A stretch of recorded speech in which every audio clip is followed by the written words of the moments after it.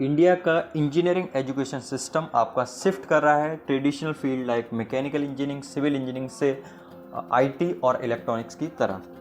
ये आपका शो करता है कैरियर एस्पिरेशन, इकोनॉमिक शिफ्ट और इसका इम्पैक्ट आपका स्टूडेंट, इंस्टीट्यूशन और इंडस्ट्री पर पड़ रहा है। इसका जो मेजर रीज़न है ये है कि आपकी जो आईटी टेक इंडस्ट्री है इसमें ग्रोथ ज़्यादा है, एक्साइटिंग जॉब प्रोस्पेक्ट्स है, मॉडर्न ऑफिस इन्वायरमेंट है। और यदि आप ग्रोथ की कंपैरिजन देखेंगे तो आईटी इंडस्ट्री का जो ग्रोथ है वो ज़्यादा है इन कंपैरिजन टू आपका जो ट्रेडिशनल मैकेनिकल इंजीनियरिंग और सिविल इंजीनियरिंग ब्रांचेज हैं। गवर्नमेंट और सिस्टम इस चीज़ से अवेयर है, तो इस प्रॉब्लम को एड्रेस करने के लिए, इस इशू को रिजॉल्व करने के लिए गवर्नमेंट ने कुछ इनिशिएटिव स्टार्ट किए हैं like make in India, skill India. और इन इनिशिएटिव का जो मेजर फोकस है, एम्फेसिस है, ये है कि आपका मैन्युफैक्चरिंग के इम्पोर्टेंस को बढ़ाना और आपका ट्रेडिशनल इंजीनियरिंग सेक्टर्स है उसको ग्रोथ कराना।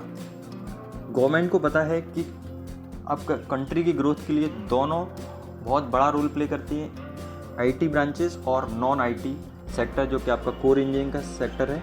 इसलिए इसमें बैलेंस की ज़रूरत है और इसके लिए गवर्नमेंट बैलेंस अप्रोच को फॉलो कर रहा है एजुकेशन पॉलिसीज़ बनाने में, और जिसमें आपका कटिंग एज टेक्नोलॉजी है और कोर इंजीनियरिंग है, इनके बीच में इंटीग्रेशन स्थापित किया जा सके, सामंजस्य स्थापित किया जा सके, कोऑर्डिनेशन।